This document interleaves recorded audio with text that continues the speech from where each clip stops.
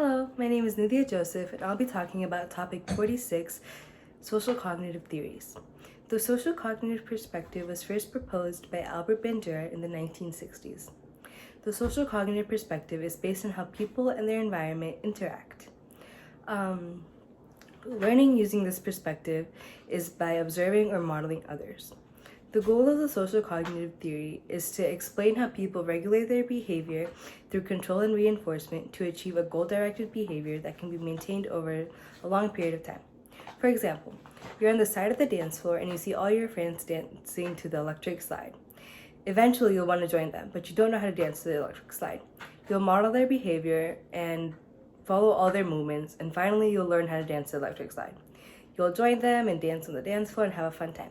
Then a couple of months later, you go to the same party and they're on the dance floor and they're dancing to the electric slide again.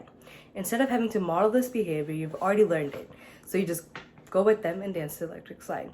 In this situation, your friends, the environment, influenced you to learn the behavior, which is dancing.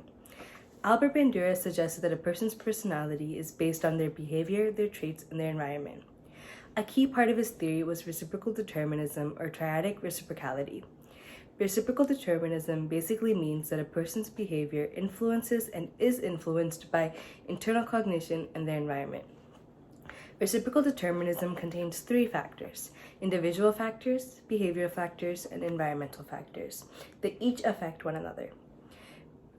Individual factors can include expectations, knowledge, and attitudes towards other people. Behavioral factors can include skills, practice, and self-efficacy. I'm sorry if I'm pronouncing that wrong. Environmental factors can include social norms, access in the community, influence on the environment, and influence on other people. An example of reciprocal determinism would be how if an employee who is not good at their job ends up finding their job hard to do, they start to feel negative about themselves. They start to feel bad about themselves and sorry. This negative vibe rubs off to their employers, and then the employers start treating the employee badly. They'll start reprimanding them every time they do something wrong, which will then turn and cause the employee to get fired or cause the employee to get quit. The employee's behavior, their individual skill, and their environment, which is the employer, affected one another. Bandura also suggested that personality can be affected by people's sense of self-efficacy. Self-efficacy is a person's belief in whether or not they're able to complete or perform a task.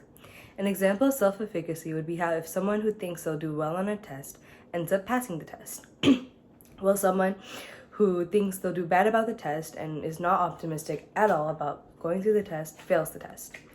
Another example of a social cognitive perspective would be Julian Rotter's concept of locus of control.